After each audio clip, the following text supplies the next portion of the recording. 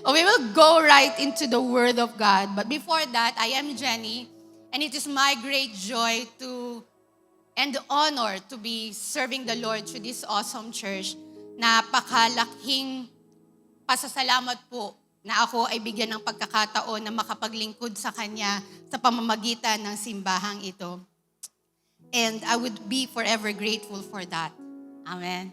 Tayo pong lahat ay manalangin. Lord, we thank you for we know that you're about to do great things in our life. And we know that you are here. We're welcoming your presence. Come, rest in this place, oh God. Kaya mo, Panginoon, that the word that we'll hear from you today will be something na aming pong magagamit, Panginoon, sa aming araw-araw na buhay. That it will cause all of us to choose to be transformed by you, O God. Salamat, Panginoon. Ingatan mo kami, ingatan mo ang bawat isa sa amin at ikaw ang marinig. We thank you, we honor you, we love you. In Jesus' name we pray. Amen, amen, amen. Can you just help me preach the title of our topic for today? Pwede mo bang sabihin sa iyong katabi, Loosen the Grip. Yan. Loosen the Grip. I used to be a dancer mga way back, ilang years ago na. Hindi na po ako makakapag-sample kasi medyo rusty na. Yan. So meron kami before na when we dance, we have this what we call banner na tinatawag. Yung banner po na ito is something na para siyang flag, parang flag na kung naka-attend kayo last mga 2 weeks ago, may mga dancers tayo who dances with flag, parang ganon. Pero yung ginagamit namin before, nung mga 90s, nagkakaalaman na sa edad, meron din siyang rod, at pagkatapos yung end ng flag na yon, merong bilog. Yung iba, ang ginagamit is yung goma ng mga upuan, bilog lang yun, bilog na nakadiretso, o kaya yun yung end point ng rod. And then kami noon, gumagamit kami yung turumpo. So kaya nilalagyan ng bola o bilog yung ilalim ng rod is para mas madali mo siyang i-grip. Mas madali mo siyang hawakan. Kasi kapag ka ang flag, walang ganon, it's not easy na i-twirl yung flag. Mahirap hawakan. Mabibitawan mo yung flag. So yung banner namin at that time, meron siyang bilog. Sabi siguro nung iba, ano kaya yung sinasabi niya? Sayang wala akong example, Itong flag na to ay merong bilog sa aming kamay na ginagawa namin, yung pagitan po ng aming mga daliri dito, yan, daliri namin dito, nilalagay yung rod, at nakapasok po sa aming kamay yung bilog. At kapag bago ka na dancer, malalaman ko kung bago yung dancer, kasi kapag kinignan ko yung kamay niya, paltos talaga yung kanyang kamay. Sobrang sugat na sugat ang kamay. And many of us na dancers, na kapag bago, pinagdadaanan talaga naming nagpapaltos yung aming kamay. But as time goes by, and as you are practicing yung craft na ito, as you are practicing holding the flag, kapag sumasayaw ka, hawak mo yung flag, habang pinapaikot mo sa kamay mo yung bola ng flag, habang tumatagal, habang pinapractice mo siya, magugulat ka na lamang na hindi lang nagkalyo na yung iyong mga kamay, pero magugulat ka na lamang na hindi mo na siya the same thing, sa same time, the same kung paano mo siya hinahawakan before, kung gaano kahigpit mo siya hinahawakan before, ay different na habang tumatagal. Because habang tumatagal, parang dumadali na sa aming mga dancer yung pagsasayaw ng using banner. Kaya kahit hindi na namin siyang i-grip ng matindi, nakakasayaw kami. And the catch is that you can have the best twirl ng banner. You can have the best na ikot ng sayaw ng banner if you loosen the grip.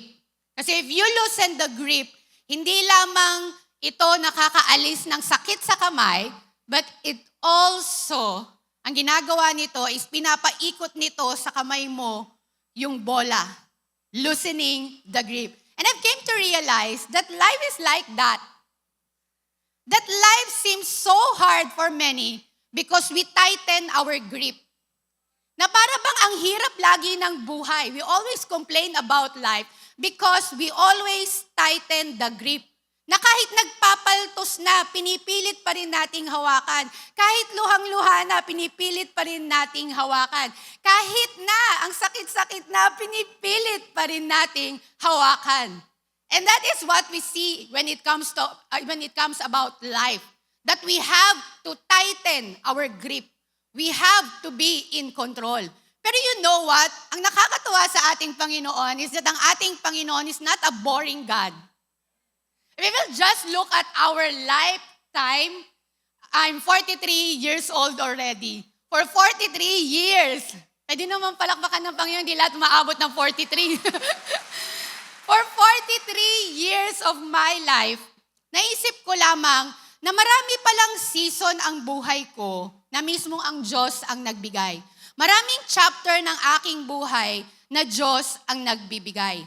And you know is that kapag ka sa mga season na ito ng ating buhay, napakadali lang sabihin na, Lord, I wanna grow in this season of my life. Lord, gusto ko na dito sa chapter ng buhay ko na to magsasucceed ako. But you know, growth requires to take yung mga lesson dito sa season na ito para pag dinala natin siya sa next season. Napakadali lang sabihin na Lord, mag-shift ako ng pacing ng buhay ko. Napakadali lang sabihin na babaguhin ko ang mga priorities ng aking buhay. Na Lord, napakadali lang sabihin na magbabago ako ng placing ng aking buhay because it's easier than done. Kasi when we spend our whole lives operating under a set of rules, kapag nag-spend ka ng mas maraming oras sa isang specific set of rules, sa isang pattern, o kaya naman sa mga habits natin, na hindi natin nalalaman that eventually, itong mga specific set of rules na to, itong mga patterns na ito, itong mga bagay at mga habits na ito na lagi nating ginagawa for a long time could be our comfort zone. Na kaya minsan kahit masakit na, grab pa rin natin tightly. Na kahit minsan parang hindi na effective, grab pa rin natin tightly. Na kahit minsan nagkakaroon na tayo ng resentment, we don't loosen the grip. Kasi this is ang katotohanan is that in every season of our lives, there is always something new. And when we embrace something new, hindi ibig sabihin nito that we are just starting fresh. When we embrace something new, merong nagbabago at may bagong nangyayari sa ating buhay. May bagong season sa ating buhay. It is not just about embracing the new things and about starting fresh, but it is about letting go of everything that we're used to, of letting go yung lahat ng comfort natin, yung lahat ng convenience natin. That every time we embrace something new in every season ng ating buhay, hindi lamang natin ine-embrace yung magkakaroon ako ng bagong set of rules, magkakaroon ako ng bagong set of pattern, magkakaroon ako ng bagong set of habits. Kundi ang ine-embrace din natin is yung mga bagay na ile-let go natin para yung mga bagay na nile-let go natin na dati nating ginagawa, mga bagay na nakasanayan na natin, na dati nung nagbabanner ako, ang hirap sa akin nung banner nung una, paltos-paltos ang kamay ko because akala ko ganun siya. But eventually, nung naging okay na, lumuwag na and I tightened the grip at mas naging okay. And we look around us in this room. Look around us. Yan. Tingnan niyo po yung inyong mga kasama dito sa room na to. Diyan sa ating Global Family Online, why don't you look at the names ng mga nandiyan po ngayon? We are all in the chapter ng mga buhay natin. May mga season, tayong lahat, there are a crowd of people walking through vastly different seasons o kaya chapter ng ating buhay. May iba sa atin nasa chapter of fresh start. Parang walang fresh start, walang amen. Parang walang bago sa inyo, kawawa naman kayo. Di ba? Some of us here are nasa chapter ng fresh start. May iba sa atin dito, finally, natanggap na tayo ng trabaho natin. Papasok na tayo on Monday. Palakpakan naman natin yung mga natanggap na sa trabaho. Or finally, meron naman sa atin na nag-grant na yung visa nila o kaya yung kanilang permanent na residency kung nasaan bansa man sila ngayon. And meron naman sa atin na kalilipat lang nila sa new city kasi nandun sila sa chapter ng Fresh Start. Meron naman, tapos na sila doon sa betrothal stage, kung hindi magpapakasal na sila. Yan, di ba? Sana all, sana all yung mga single natin dito. O meron naman is, malapit ng mga anak at magkaroon ng new chapter ng kanyang buhay. But others are in the chapter of yung unexpected na storm sa kanilang mga buhay. Yung kanina lang nakatanggap tayo ng mga calls na nakapagpabago ng entire Sunday natin. Kanina lamang or kahapon lamang may nabalitaan tayo na nakaapekto sa lahat ng mga planuhin natin for the whole week. Mga chapter of unexpected storms na sana mangingibang bansa na ako, kaya lang ako'y nabuntis, so I have to stay. O kaya naman may mga part na atin na every time we look at our bank accounts, yung pang hindi siya parang nagmamatch doon sa bills namin, lalo na sa Meralco. Yan, nandun tayo sa ganun Nasa chapter of unexpected storms. And many are in the chapter of waiting. I hear you single men right there. Di ba? Yung mga nag-iintay magbuntis, nag-iintay magkaanak, nag-iintay na may manligaw na sa kanila kasi 36 na po ako, ate. Wala pa rin ba? May mga single men tayo dito.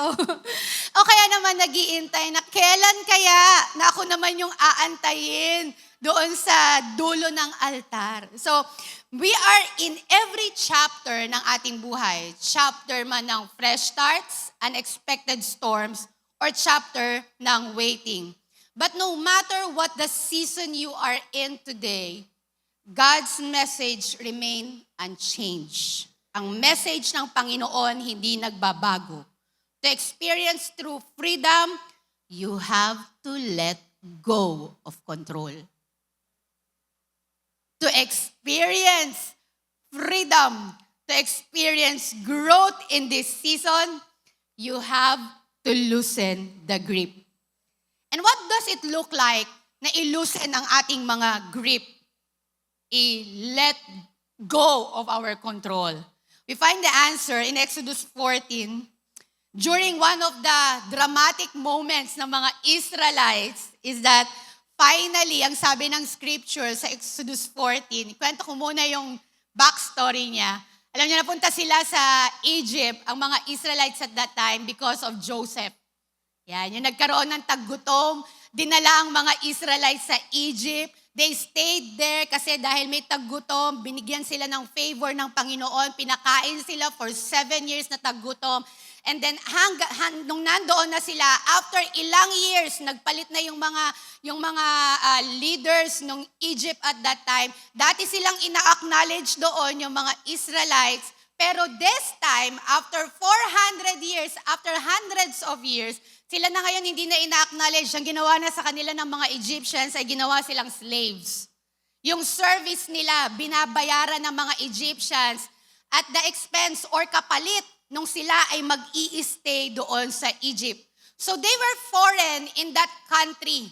Foreign yung mga Israelites doon sa Egypt. And after 400 years, finally, dininig na ng Diyos yung sinasabi nilang, get us out of Egypt, get us out of slavery. Na kaya ang ginawa ng ating Panginoon, inilabas sila mula doon sa Egypt, yung slavery for 400 years at nilabas sila ng Panginoon doon through the 10 plagues. Kailangan pang magkaroon ng 10 salot para sila ay payagan ni Pharaoh o nung king of Egypt para lumabas.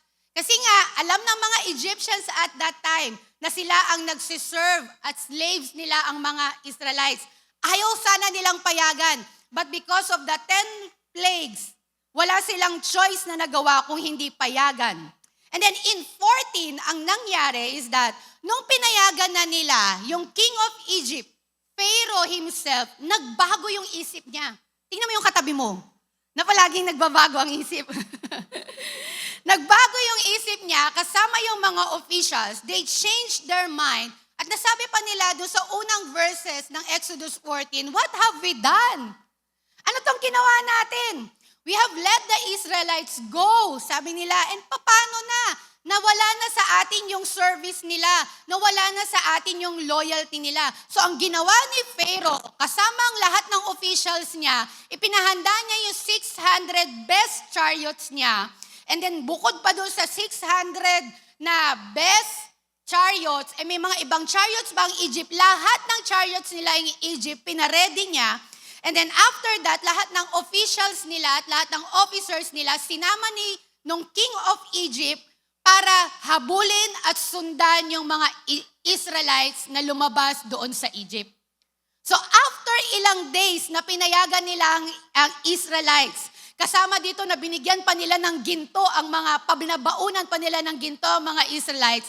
After ilang days, Exodus 14 happens. Na kung saan, itong mga Egyptian na ito are chasing after doon sa mga taga-Israel. And they were entirely, the mga Israelites na to, after 400 years, ay napalaya, ilang days pa lang after, meron na naman silang pagdadaanan na hindi nila in-expect. But almost immediately, they hit a wall.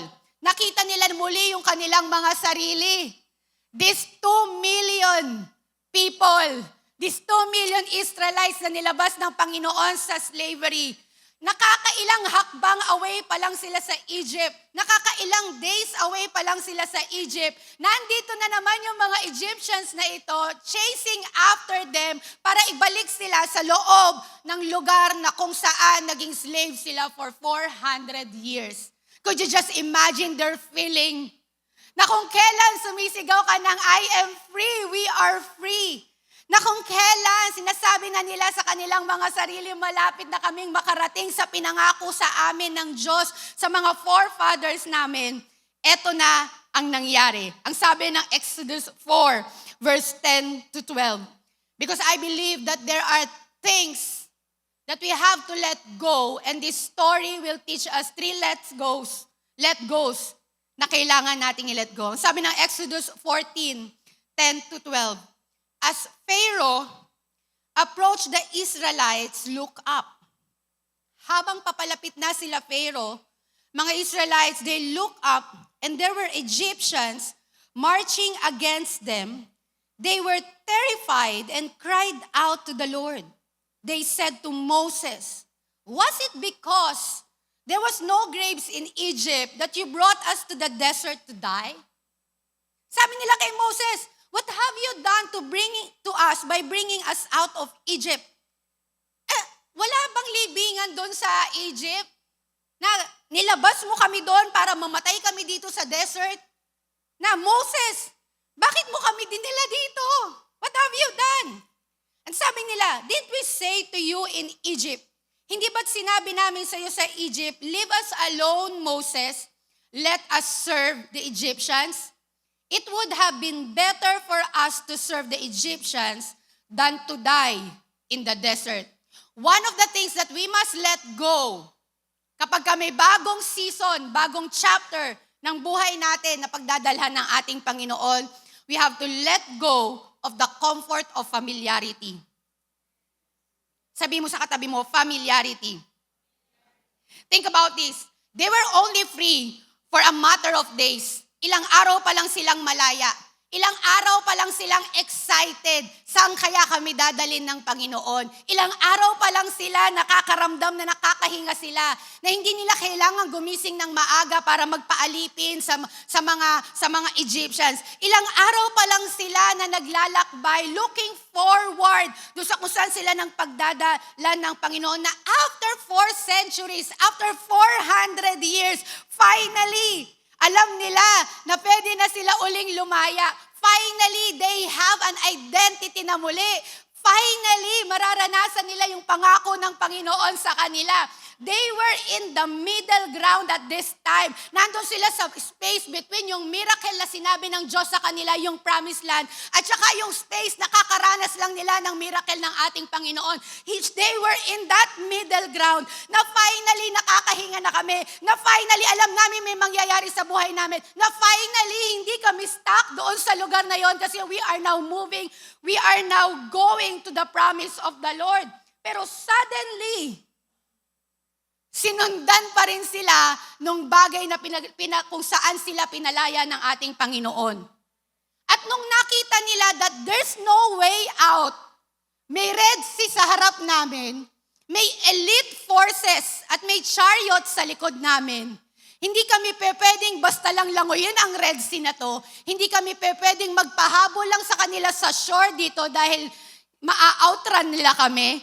They were just in that middle ground that they don't know what to do. Pero nung habang nandoon sila sa moment, yung moment ng kailangan silang mag-decide, doon nila sinabi, Moses, dapat hindi mo na lang kami inalis sa Egypt. And how many of us are like that? Na nung kung kailan pinalaya na tayo ng Panginoon, kailan inalis niya na tayo doon sa dating chapter ng buhay natin para ilagay sa bagong chapter na nilikha niya para sa atin. Pero nung nakaramdam tayo ng hirap dito sa pinaglagyan sa atin ng ating Panginoon, we often ask, Lord, bakit mo pa ako inalis doon? Okay naman ako doon. Hey, you are not okay there. You were a slave doon. At pinapaalala sa atin ng ating Panginoon, ay nilabas ko kayo dyan, ilalagay ko kayo sa bago, ibig sabihin lang nun, hindi na natin kailangang balikan yung mga pinag-alisan sa atin ng Panginoon. Pero sila, nung matindi na yung problema, they'd rather choose. Mas pipiliin pa nila yung known na misery nila kaysa dun sa unknown miracle na gusto ng Panginoon. Church, they were out of Egypt, but Egypt wasn't out of them. Church, they had changed their location, but they hadn't changed their mindset. Kasi alam niyo po, when life gets overwhelming, kapag life gets overwhelming, we face this temptation to retreat tayo, mag-retreat to old toxic patterns kasi ang feeling natin, safer yon. Sana na-gets nyo.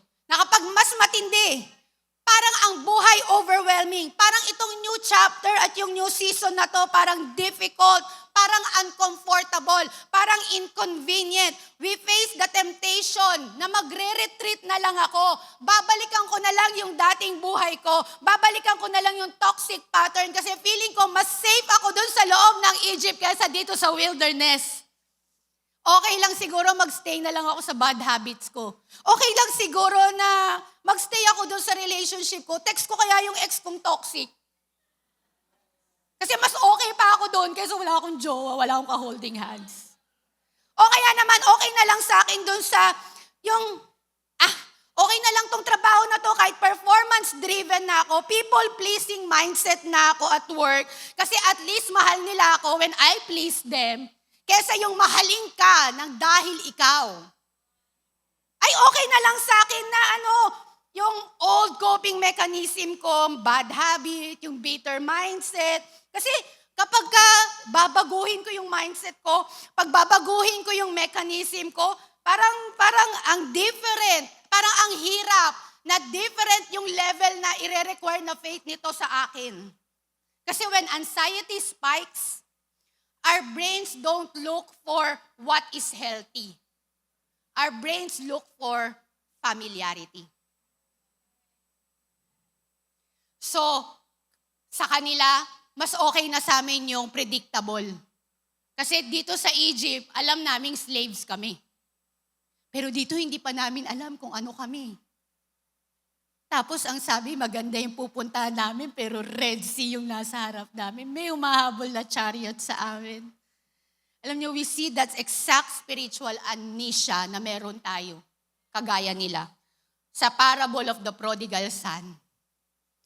Nung sabi ng Bible, di ba, he went sa distant na country.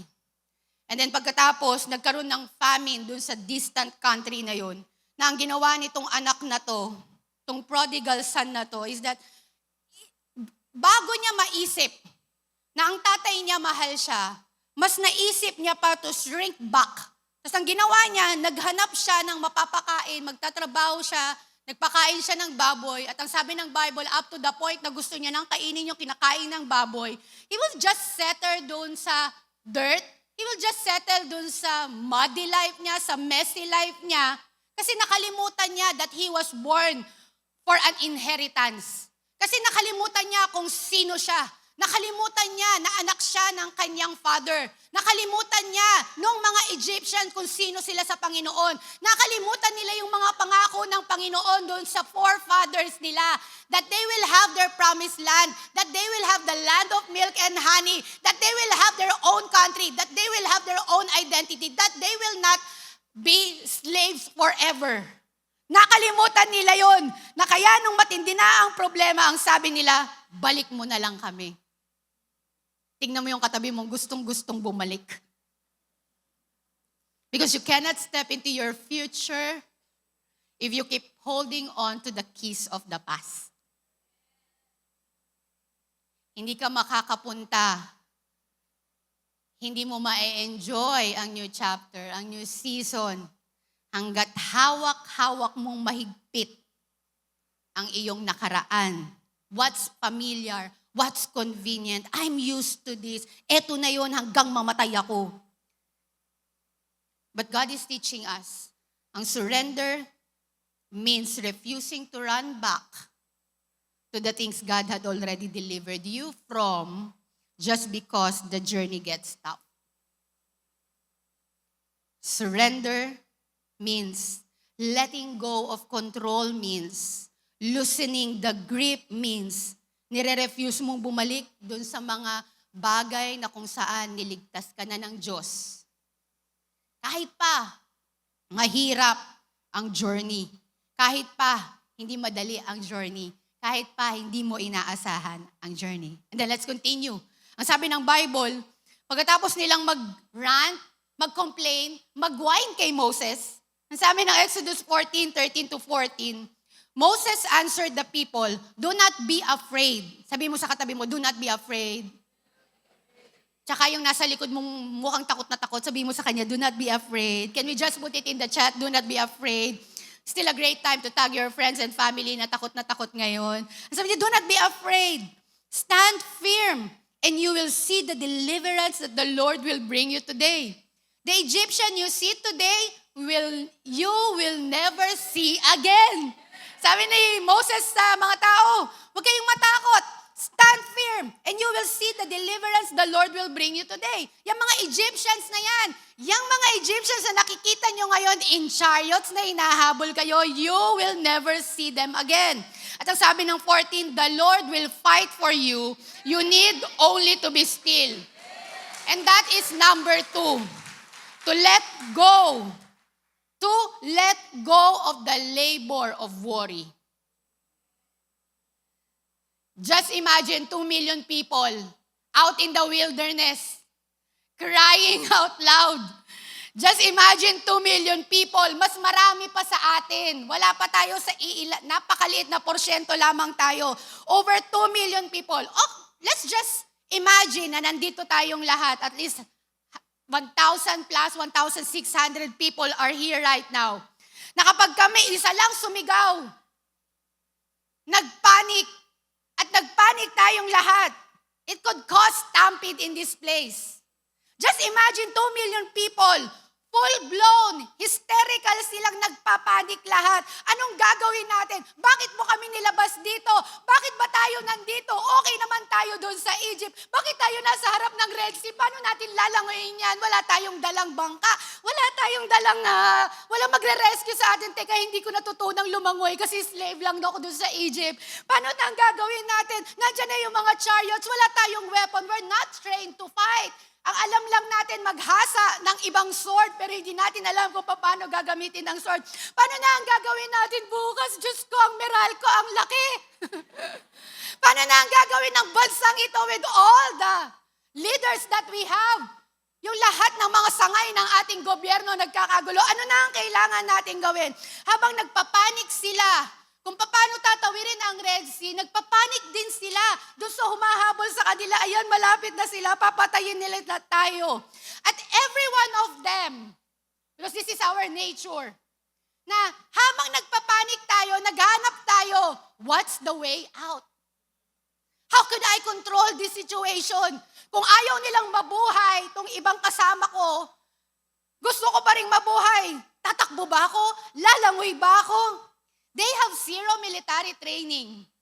Wala silang weapon. Wala silang pwedeng takbuhan. They are completely helpless at this time. Kaya yung sinabi ni Moses sa kanila, that's counterintuitive. That's absurd actually. Nasabihin sa kanila, habang nagungungoy-ngoy sila, habang nagrereklamo sila sa buhay na meron sila, habang nirereklamo na nila, yung kani-kanina lang ay miracle sa kanila, ang sabi sa kanila, do nothing. Stand firm. Habang natatakot sila, ang sabi sa kanila, stop running your mouths. Pwede ba wag muna kayong magreklamo, wag muna kayong magsabi kung ano yung kailangan gawin. Silence the noise. Ang sabi na kanila ni Moses, do not be afraid. Stand firm. Because you know what? God wasn't asking them to win a war. He was just asking them to just sit down. Rest their hands. And then he was just asking them, let me take over. Just sit down. Kapag nakaka-experience tayo ng crisis, lalo na sa bagong chapter ng buhay natin, kagaya nila, parang meron tayong button na inner panic na naprepress. Sarang di mo na alam yung gagawin mo. I used to play Red Alert. May isang mapa yung Red Alert na kapag pinush yung button dun sa loob ng parang building, tutunog yun dun sa buong map, and then you have to quickly makapunta dun sa loob nun kasi anytime soon sasabog yung buong lugar. So yung nandoon lang sa loob, yung makakapasok.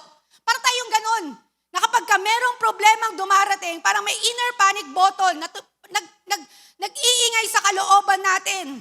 Parang, kapag siguro 3 o'clock in the morning, iniisip ko pa siya, may mangyayari. Na kapag may worry tayo, parang kahit na madaling araw, kahit isipin ko siya hanggang daling araw may mangyayari. Na para bang kahit i-check ko na i-check yung phone ko, baka magbago yung bad news. Baka may mangyari. O kaya naman, kahit i-manipulate natin ang conversation because of our worry. Minsan nagkakasakit na tayo because we're worrying too much. Kasi akala natin it's helping. For we think worry is work. Kasi akala natin, worry is work and it's working. Pero alam nyo, ang worry para sa akin, para kang nabalahaw. Alam niyo yung balahaw?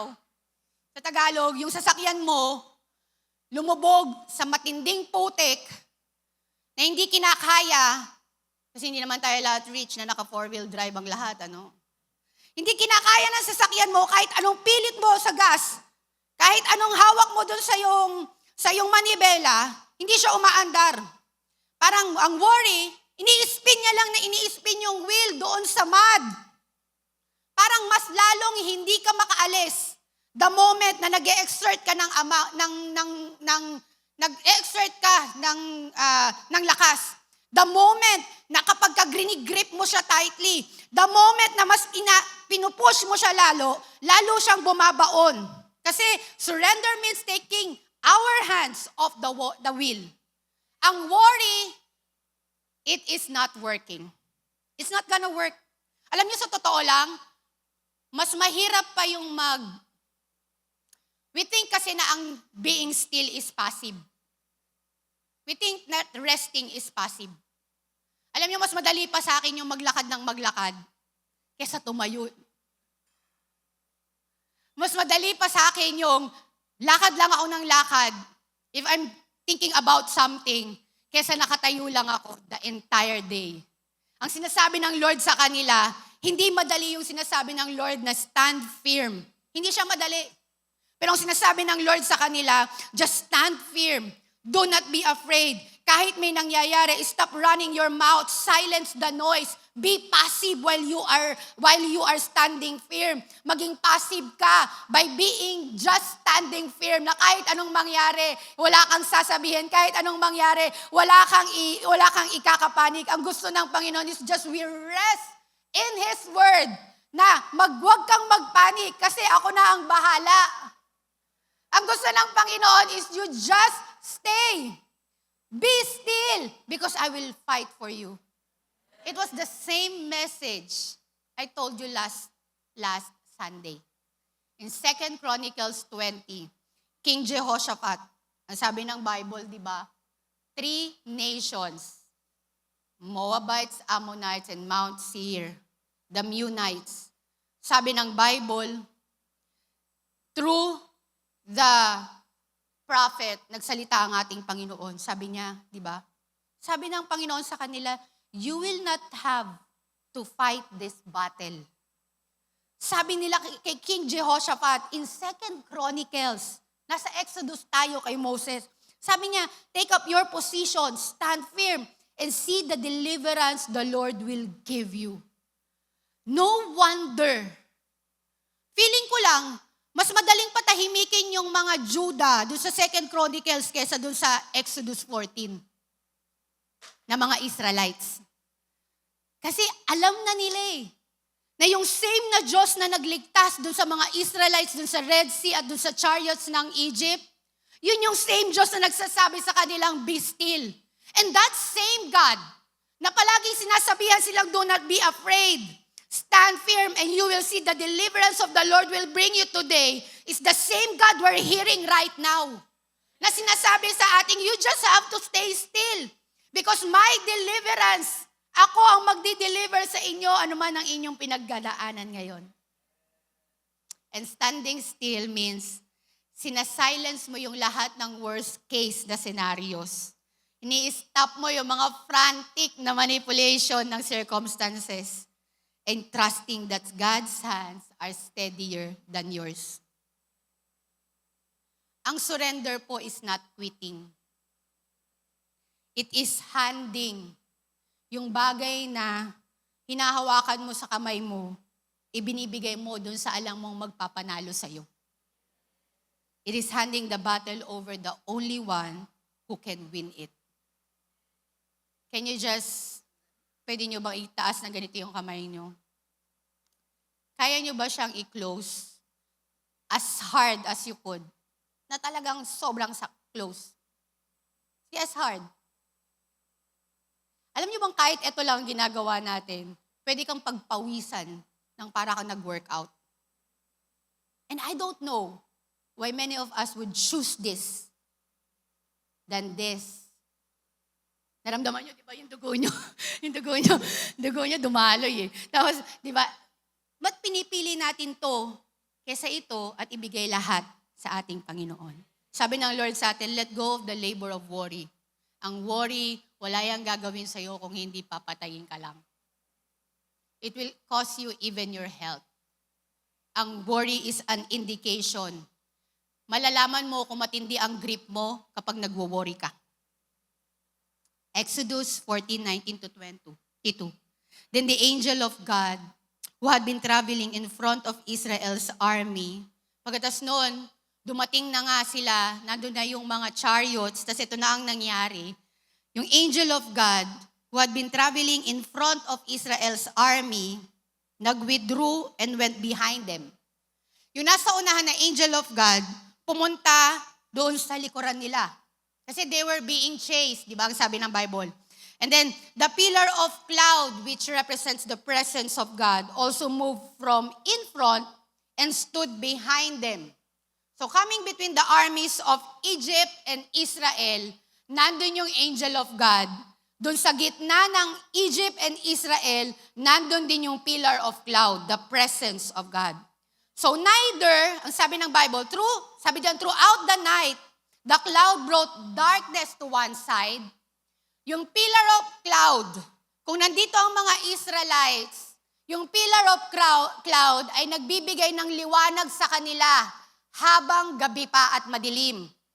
Pero yung pillar of cloud na ito ay nagbibigay ng karimlan o kadiliman doon sa mga Egyptians at chariots throughout the night. Tapos ang sabi ng Bible, neither went near the other all night long. Ibig sabihin, yung mga nanditong mga Israelites na nakakaranas ng liwanag coming from the pillar of cloud, hindi nakakapunta doon sa karimlan. At yung mga nandun sa dilim, yung mga Egyptians, hindi makatawid papunta doon sa mga taga-Israelite. Sinasabi lamang sa atin ng ating Panginoon that when you let go of something and when He delivered you from it, hindi na talaga kayang balikan yun kapag nandun ang ating Panginoon. And then, ang sabi, then Moses stretched out his hand over the sea on this side. At ang sabi, and all night, buong gabi, maliwanag dito sa area na to, buong gabi, madilim sa area na to, walang kamalay-malay na yung nandito sa area na to, maliwanag dito sa kabilang side. At wala silang kamalay-malay na gumagawa na ng pamamaraan ng Diyos para yung kanyang bayan ay maligtas niya. All night, ang ginawa ng Panginoon, He drove the sea back with a strong east wind and turned it into dry land. Ang waters were divided and the Israelites went through the sea on dry ground with a wall of water on the right and on the left. Third, let go and let God. Too cliche. When we rely on God's work and His ways, we trust that He is working behind the scene. Pinoposisyon ng Diyos ang kanyang sarili bilang defender natin.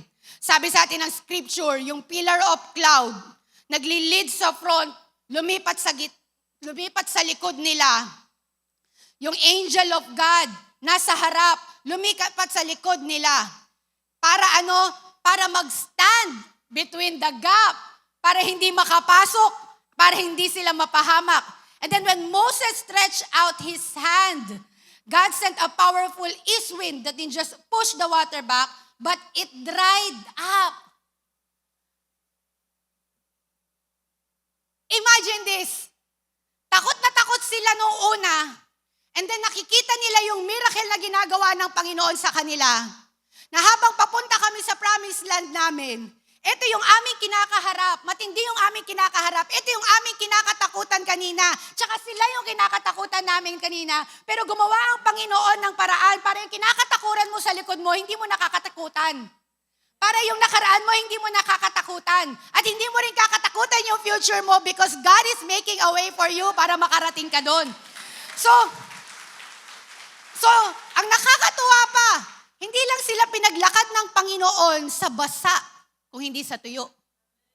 Kasi alam ng Lord Alam ng Lord na mabagal kayong pagbasa, kailangan tuyo ito. You must walk on dry ground. When we loosen our grip and let God lead our life, para bang sinasabi natin, Lord, yung pillar of cloud, yan ang magiging kapayapaan ko. Kasi alam ko na hindi na ako hahantingin nung nakaraan ko. That you will not allow me to go back. At alam ko, Panginoon, that you will make paths for me para kung ano yung pinangako mo sa akin, mararatnan ko yun, maaabutan ko yun. Kasi God doesn't just deliver us from problems, He defends us in them. Hindi lang tayo dinideliver ng Diyos para makarating tayo sa pupuntahan natin. Pero dinidepensahan din tayo ng ating Panginoon. And God wants to remind all of us that the miracle you are begging God for is just usually waiting on the other side of the control you are refusing to give up. Makakapunta ka talaga dun. But you have to loosen the grip. Makakapunta ka talaga dun. Pero may mga kailangan kang bitawan. Makakapunta ka talaga dun. Pero may mga kailangan kang patawarin. Makakapunta ka dun. Pero may mga kailangan at habits ka na hindi mo kailangan dun. Kailangan mong iwan dito sa Red Sea pa lang. Makakapunta ka dun sa Promised Land. Waiting na ang ating Panginoon Nandun na ang miracle mo, but you have to loosen the grip. And as I end, madalas namin misunderstand natin yung point ng Exodus. Si Exodus means escape. We think na ang goal ng Israelites was just to leave yung hardships ng Egypt o kaya magkaroon sila na, yung makarating sila dun sa promised land, matupad. We just think na ang goal nila is just mapagdaanan nila yung wilderness, maitawid sila at makarating sila sa promised land. Ang goal, iniisip natin madalas, is just to have the blessings. Just to get out of that slavery. Just to get out of addiction. Ang goal natin minsan is to just get out of this poverty. Ang goal natin minsan, parang sila, yung maalis lang ako dito sa uncomfortable life. Yung makapunta na ako doon sa pinapangako at miracle ng Lord. Parang ang iniisip natin lagi is that ang goal is just to change our location, change our chapter, i-fix natin yung mga circumstances natin. But hear me clearly today. The goal of letting go is not just to get to a new chapter. The goal is to get closer to the author of life. Ang true miracle ng Exodus 14, hindi yung water nag-split, but it was the presence of God moving. Na yung pillar of cloud coming down to dwell among them. That is the true miracle. Hindi true miracle yung makaka-escape na talaga kami. Yung makalaya kami sa slavery. At makakarating kami dahil gumagawa ng daan. Hindi na namin kailangan langoyin to. Ang true miracle ay yung nandun yung presensya ng Diyos na kumikilos sa bawat isa sa atin. Exodus 14, Red Sea happens, just a few days na umalis sila sa Egypt. Pinalaya sila sa Egypt. And in Exodus 33, that's like already 38 years after. Na nung ang nangyari sa Exodus 32, yun yung nagbuo sila ng golden calf, nagalit ang Panginoon sa kanila, sabi ng Lord sa kanila, ng Diyos sa kanila, hindi ko na kayo sasamahan, bahala na kayo. Tapos nung Exodus 33:15, si Moses, he made a radical statement in Exodus 33:15. Exodus 14, after just a few days. But this time, it has been 38 years already. Open na ang promised land. They're just a few kilometers away from promised land. They have their miracle already. And then in 32, ang sabi ng Panginoon, hindi ko na kayo sasamahan. Gas talaga ng ulo nyo. Paulit-ulit lang kayo. Balik kayo ng balik dyan sa Egypt. Hingi kayo ng hingi ng bagay na dati pang ginagawa ninyo sa Egypt. Open na yung promised land. Ito na yung paglalagyan ko sa inyo. Nandyan na talaga yung pangako na yan. You just have to loosen the grip. Tapos, ang sabi ni Moses, in Exodus 33:15, nung sinabi yun sa kanila ng Panginoon, sabi niya, if your presence doesn't go with us, do not send us up from that promised land. Kasi for Moses, he learned it the hard way. 38 years. For Moses, para sa kanya, I'd rather loosen my grip to the promised land. I'd rather loosen my grip sa lahat ng miracles na naranasan namin for 38 years. I'd rather not be in that place with the land of flowing with milk and honey if your presence doesn't go with us. Kasi for him, he've seen, natutunan niya, na kahit pa lahat ng bagay na hawakan ko sa kamay ko ay mga magagandang bagay at para sa akin. But if your presence doesn't go with us, alam niya na that in a new chapter, na pagdarating ka sa promised land, hindi pwedeng ang ile-let go mo lang. Hindi mo pwedeng ang ile-let go mo lang yung comfort ng familiarity. Hindi pwedeng ang ile-let go mo lang yung labor of worry. Kundi ang ile-let go mo mismo is yung iyong sarili. At sasabihin mo, Panginoon, it is not really about me, but it is about your presence. It is not about you giving the promised land to me, but it is about your presence. Na Lord, that as I lay everything down to you at your feet right now, that I surrender my life to you. Na kapag sinasabi ko, Lord, na I surrender my life to you, hindi ko sinasabi yon just because I could. Na dahil kasi, Panginoon, para bang kapag sinabi mo, I surrender my life to you, it will add up sa value ng ating Panginoon. Pero it is not that way. Pero yung sinasabi sa atin ng Panginoon, if you let go of control and you surrender your life to Him, kasi you are letting go of everything about yourself and you are just saying, Lord, I need your presence. Yung presensya mo lang, Panginoon. Kasi in every season ng ating buhay, sa bawat sitwasyon ng ating buhay, may Red Sea, may chariots, may golden calf. Sa bawat season ng ating buhay, may mga pagdadaanan tayo. In every season ng ating buhay, gugustuhin mong bumalik na lamang sa dati mong buhay. Pero in every season ng ating buhay, yung tanging stable, yung tanging hindi nawawala, yung immovable, yung unchangeable, yung makakapagpabago lamang ng buhay natin is the very presence of God. So the purpose of loosening our grip is to experience the raw, undeniable reality of God's presence standing right between you and the things that terrifies you. I know that you are in a season. You're entering a new chapter in your life. May mga decision-making kang gagawin. Meron kang mga bagay na kinakaharap ngayon. Mga fresh starts, mga storms na unexpected. Pero God is reminding us, oh yeah, let go of that familiarity. Let go of that worry.